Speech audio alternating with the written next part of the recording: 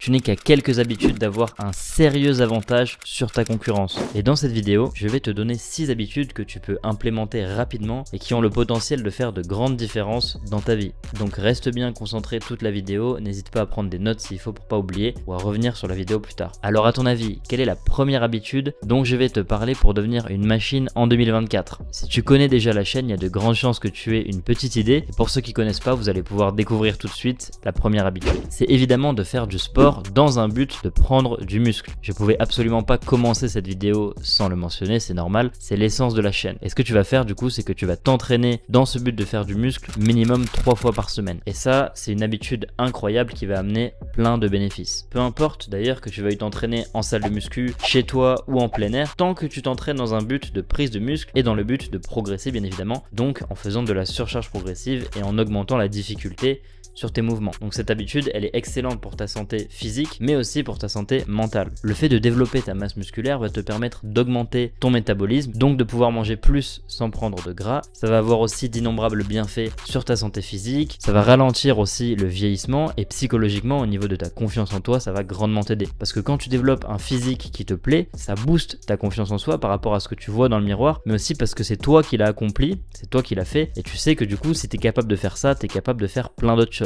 Donc c'est pour ça que cette première habitude est fondamentale et qu'il faut absolument la mettre en place, faire du sport 3 fois par semaine dans un but de prendre du muscle. Peu importe que ce soit, comme je disais, en salle de sport, à la maison ou dans un parc de street workout par exemple. Aussi, je voulais te préciser, le titre de la vidéo c'est Deviens une machine en 2024, mais si tu vois cette vidéo avant, rien ne t'empêche de commencer dès maintenant. Il faut commencer dès maintenant. On les connaît, les nouvelles résolutions qui durent une semaine, que tu commences le 1er janvier, c'est complètement débile. Si tu as envie de faire un truc, tu peux le faire dès maintenant. N'attends pas une date à partir de laquelle tu commencerais à faire le truc, parce que ça, généralement, ça mène pas bien loin. D'ailleurs, dis-moi en commentaire si tu fais ou non du sport, et si tu fais du sport, dis-moi lequel et combien de fois tu le fais par semaine. On peut maintenant passer à la deuxième habitude qui est très importante et qui a le potentiel de changer véritablement ta vie, comme toutes les habitudes de la vidéo, mais celle-là est vraiment très importante. C'est pour ça que je mets l'accent dessus. Donc cette habitude, c'est le fait de diminuer ta fréquence alimentaire, et je vais te dire pourquoi c'est très important. Quand je parle de diminuer ta fréquence alimentaire, je parle en fait de faire 1 voire 2 repas par jour, pas plus. Ça veut dire pas de petit déjeuner et pas de grignotage au cours de la journée. Et qu'est-ce que ça va faire? Ça va avoir d'innombrables bienfaits. Ça va avoir pour effet le fait de pas prendre de petit déjeuner, d'avoir une énergie constante sur ta matinée, parce que quand tu digères, ça te prend de l'énergie. Le petit déjeuner, c'est le pire repas de la journée, c'est important de l'intégrer. C'est pas du tout le repas le plus important, c'est le pire. Et si tu as l'habitude de prendre des petits déjeuners, de te dire il dit n'importe quoi parce que moi j'ai faim tous les matins, j'ai besoin de manger, mais c'est tout simplement parce que tu as l'habitude de manger à cette heure-là. Du coup, il y a l'hormone de la faim qui est sécrétée à cette heure-là et qui fait que tu as envie de manger. Mais si tu arrêtes, tu verras qu'au bout de quelques jours, voire une semaine ou deux, tu n'auras plus du tout la faim. Donc vraiment, prends cette habitude d'enlever le petit déjeuner. Comme ça, tu auras une énergie constante sur ta journée et aussi tu pourras manger plus de calories du coup, parce que tu auras plus de calories restantes sur ta journée. C'est évident. Si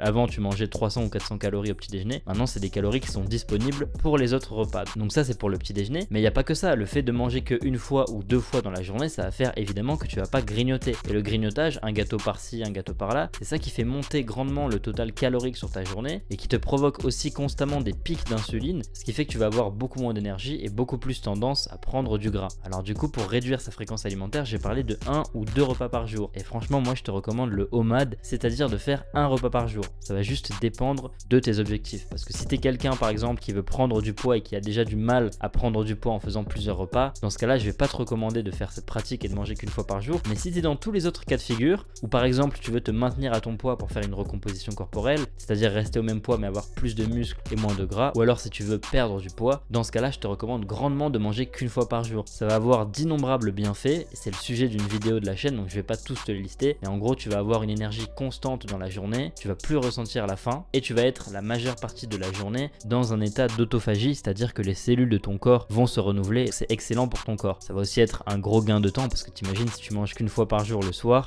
toute la journée, t'as pas à te préoccuper de ce que tu vas manger, de préparer, de faire la vaisselle et tout, donc c'est un gros gain de temps, et en plus, t'as pas la baisse d'énergie après 14 heures, tu sais, quand t'as mangé le midi ou t'es cuit parce que t'as mangé et que t'as besoin de digérer. Là non, t'as pas ça, t'as une énergie constante toute la journée, donc une énorme augmentation de ta productivité et de ta clarté mentale. C'est pour ça que je te recommande de manger qu'une fois par jour et peut-être 2 en fonction des cas de figure, ça va dépendre. Mais en tout cas pas plus, c'est vraiment une habitude qui peut t'aider de diminuer ta fréquence alimentaire. On peut maintenant passer à la suite avec la troisième habitude qui va te permettre de devenir une machine. Et cette habitude elle est très simple mais pas assez faite, c'est le fait de te fixer des objectifs et des vrais objectifs. Quand tu commences quelque chose ou même si tu poursuis quelque chose que tu fais depuis un moment, il faut absolument que tu saches où tu veux aller. Beaucoup trop de personnes, pour prendre l'exemple du sport, elles vont te dire moi je veux aller à la salle et je veux prendre un peu de muscle, ou alors les meufs je veux me raffermir, des trucs comme ça. C'est des objectifs qui sont bateaux, qui sont pas palpables. Il faut que ce soit un vrai objectif. Par exemple, ces 3 prochains mois je veux prendre 5 kilos de muscle. Tu vois, c'est un objectif, il y a une deadline, tu sais de quoi il s'agit, tu sais où tu veux aller et du coup tu vas pouvoir faire un plan qui te mène à ces objectifs. Mais si à la base tu sais même pas où tu veux aller, tu vas pas pouvoir faire un plan cohérent parce que tu sais même pas où tu veux aller. Donc ton plan il peut être aussi bien que tu veux, il répond pas à une demande précise. Donc c'est pour ça qu'il faut se fixer des objectifs. Là j'ai pris l'exemple du sport mais ça marche dans n'importe quel domaine évidemment. Peu importe ce que tu fais, fixe-toi des objectifs avec des deadlines, des limites de temps, et que tu les atteignes ou que tu les atteignes pas, c'est pas grave. Le plus important c'est que tu fasses tout ce que tu peux pour les atteindre. Et du coup ça va faire que quand tu seras arrivé à la limite de temps, peu importe que tu sois arrivé ou non à ton objectif, c'est sûr que tu auras progressé. Ensuite, pour la 4e habitude de cette vidéo, je vais te parler de la lecture.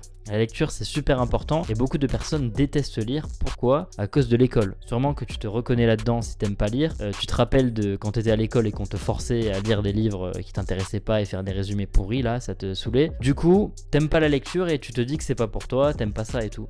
Mais en fait il faut que tu donnes absolument une seconde chance à la lecture, parce qu'il y a une différence entre être forcé à lire un livre qui te saoule et lire quelque chose qui peut vraiment t'aider et t'apporter des choses sur un sujet qui te passionne. Tu vas voir que si tu lis un livre, peu importe le sujet, mais que ce soit un sujet qui te passionne, tu vas voir que tu vas être absorbé par le livre et que ça va énormément t'aider. Les livres, dis-toi qu'en fait, peu importe ce que tu veux, il y a quelqu'un qui a accompli ce que tu veux faire et qui a fait un livre où il a partagé toute son expérience. Et dans ce livre, tu as tout ce que la personne a fait, les erreurs à éviter et tout. Du coup, sans même avoir commencé le processus dans ta vie et avoir appris de tes propres erreurs et de ce qu'il faut faire, tu peux apprendre des succès et des erreurs des autres en lisant leurs livres. Et ça, je le rappelle, dans un domaine précis. Si par exemple, tu es intéressé par le tir à l'arc, tu vas forcément pouvoir trouver des livres sur le tir à l'arc. Si tu es intéressé par la cuisine, pareil, par la muscu, pareil, par le business, pareil, par n'importe quoi. C'est pour ça que c'est très important que tu essayes de lire. Déjà, comme je t'ai dit, tu vas gagner un temps fou et apprendre plein de choses, éviter des erreurs et tout, ça c'est la première chose. Mais aussi, tu vas améliorer ta capacité de concentration. Parce que lire un livre et le comprendre, ça demande d'être concentré, de pas être en train de penser à autre chose pendant que tu lis. C'est un peu une forme de méditation et ça te permet de rester concentré. Et la capacité de rester concentré est une compétence qui se perd beaucoup en ce moment parce que avec les réseaux sociaux, tout ça, quand tu scrolles sur les réseaux, toutes les 2-3 secondes, tu changes complètement d'environnement et ton cerveau n'a plus l'habitude de rester concentré sur une seule chose pendant longtemps.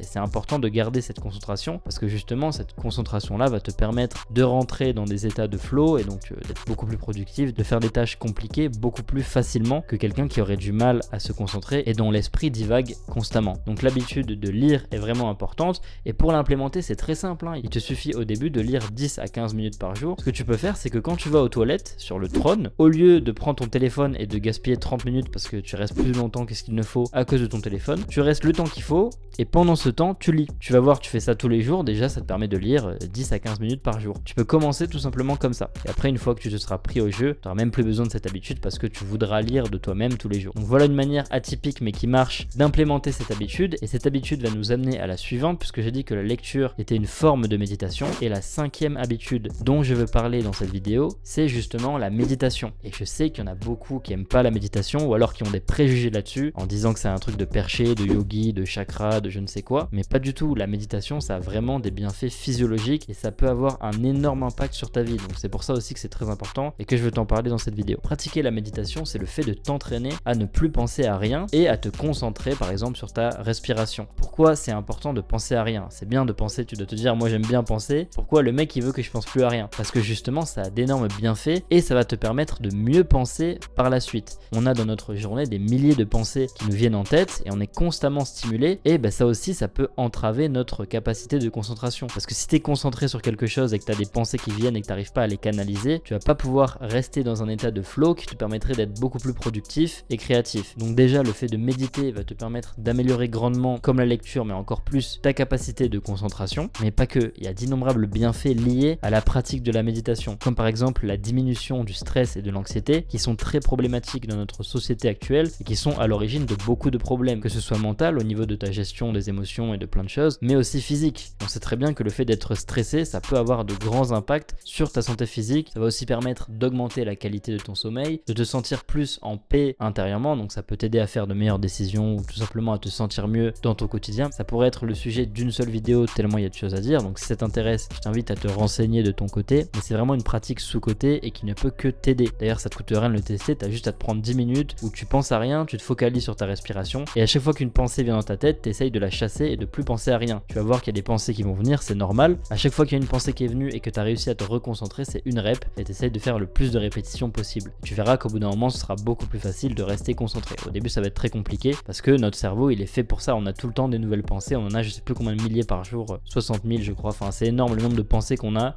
par jour. Mais bref, tout ça pour dire que la méditation est un sujet très intéressant et qui ne peut que t'aider. Et c'est pas un truc de chez père, de moine, Sarwell ou je ne sais quoi, comme certaines personnes pourraient penser. C'est vraiment bénéfique pour tout le monde. Donc voilà, je t'invite à jeter un œil là-dessus si t'en fais déjà, parfait, et sinon je t'invite grandement à commencer et à essayer. On peut passer maintenant à la 6e et dernière habitude de la vidéo, et cette habitude extrêmement sous-cotée aussi, c'est tout simplement le fait de marcher. Pourquoi c'est très important de marcher? Ça va avoir d'innombrables bienfaits aussi. Parmi ceux que je vais te citer dans cette vidéo, il y a tout simplement le fait d'augmenter ta dépense calorique. Forcément, si tu marches, tu te dépenses. Donc si tu as fait 10 000 pas par exemple dans la journée, tu pourras manger plus que quelqu'un qui a marché par exemple 2 ou 3 000 pas et pourtant rester au même poids. Alors que lui, s'il mange la quantité que tu manges, il va risquer d'être en surplus calorique et de prendre du poids. Parce que tout simplement, il y aura un écart de dépenses entre toi et cette personne qui aura moins marché. Ça, c'est la première chose. Donc c'est un excellent moyen de perdre du poids. Et aussi, on peut comparer ça à la course. Tu peux me dire, ouais, mais si je veux perdre du poids, j'ai qu'à aller courir. Sauf que courir, ça va beaucoup plus entamer ta récupération et te fatiguer. Donc par exemple, si tu as un go muscu et que tu fais de la muscu et que tu vas faire une grosse course derrière, je dis pas que c'est incompatible. Aujourd'hui, il y en a plein qui font de la course, de la muscu et tout. Si c'est ce que t'aimes, fais de la course. Mais si tout ce que tu veux, c'est juste être en bonne santé et que t'aimes pas spécialement courir, tu veux par exemple faire une sèche, alors marcher pour ta dépense énergétique, ça va être largement suffisant et en plus, ça va pas entamer ta récupération. Parce que si tu fais une grosse séance de muscu et que derrière tu te fais une bonne course qui te challenge, là ça va entamer ta récupération, ça va être beaucoup plus compliqué aussi pour tes articulations, alors que marcher, non. Donc déjà, on a ce bienfait au niveau de la dépense calorique. Ça va aussi t'aider au niveau par exemple de ta densité osseuse, de marcher tous les jours, mais ça va aussi t'aider pour prévenir plein de problèmes, comme des problèmes par exemple de dos. Tu vois, si t'es trop assis toute la journée, c'est excellent de prendre l'habitude de faire ces 10 000 pas par jour. À la base, les humains, on est des nomades, donc on est fait pour marcher, se déplacer constamment. Donc forcément, si t'es assis toute la journée derrière ton bureau, c'est normal que derrière t'aies souvent mal au dos ou quoi, même si tu fais du sport, hein. C'est important à côté de marcher pour justement éviter ces problèmes de dos. Donc ça déjà, c'est pour la partie physique et la dépense calorique, mais aussi la marche, ça va te permettre, comme la méditation par exemple, de réduire l'anxiété. Tu vas voir que si tu es un peu stressé, fais-toi une bonne marche. Tu vas voir que tout de suite tu te sens un petit peu mieux parce que ça fait du bien à ton corps. Ça va aussi être excellent pour ta digestion, le fait de marcher. Donc voilà, il y a aussi pareil comme pour la méditation et comme pour chaque point que j'ai abordé dans la vidéo, chaque habitude, d'innombrables bienfaits. Je peux pas t'en parler de chaque bienfait parce que sinon la vidéo serait beaucoup trop longue. Le but de cette vidéo était très simple, te donner 6 habitudes que tu peux rapidement intégrer dans ta vie et qui peuvent faire de gros changements. Si derrière tu as envie de plus creuser sur ces habitudes, tu peux te renseigner de ton côté. Il y a plein de vidéos et d'informations que tu peux trouver en ligne. Mais en tout cas, chacune de ces habitudes sont complémentaires, vont te permettre un bien-être physique mais aussi mental et d'être beaucoup plus performant dans ta vie. Parce que si tu as un corps musclé, fonctionnel, en bonne santé et qu'au niveau de ton mental, tu as fait le travail pour être discipliné et suivre ces habitudes qui elles-mêmes vont améliorer grandement ton mental et ton physique, c'est un cercle vertueux qui t'amène à t'améliorer grandement. En plus, tu te mets à lire, donc tu as plein d'informations, tu commences à apprendre plein de choses et toutes ces habitudes combinées vont te permettre d'avoir d'immenses avantages sur ta concurrence. Parce que imagine quelqu'un, contrairement à toi, qui ne fait pas de sport, ne lit pas, ne fait pas de méditation, ne marche pas tous les jours, cette personne-là, elle risque d'être en surpoids, pas bien dans son corps, pas bien dans sa tête, pas de confiance en elle et du coup ça va se répercuter évidemment dans tous les autres domaines. C'est pour ça que si tu appliques ces 6 habitudes, ça va te créer une base très solide que tu peux utiliser derrière dans n'importe quel domaine. Donc voilà comment devenir une machine en 2024. J'espère que cette vidéo vidéo t'aura aidé. Je t'invite à liker et me laisser un commentaire pour me dire ce que t'en as pensé. Tu peux aussi écrire en commentaire d'autres idées d'habitude à implémenter pour devenir une machine. Dans cette vidéo, j'en ai cité que 6 parce que je voulais aller à l'essentiel et ne pas en donner trop pour ne plus savoir quoi faire. Déjà là, pour ces 6 habitudes, t'es pas obligé de tout mettre en œuvre d'un coup. Tu peux très bien mettre en place une habitude et une fois que c'est vraiment réglé, que t'as même plus à y penser pour le faire, passer à l'habitude suivante et l'intégrer. Et faire ça petit à petit jusqu'à avoir toutes les habitudes qui sont mises en place. Sur ce, j'espère encore une fois que la vidéo t'a aidé. Tu peux la partager à quelqu'un, hein. Si ça t'a aidé toi, ça risque de pouvoir aider quelqu'un de ton entourage. Je t'invite à t'abonner pour ne pas manquer la suite et je te dis à bientôt pour une prochaine vidéo.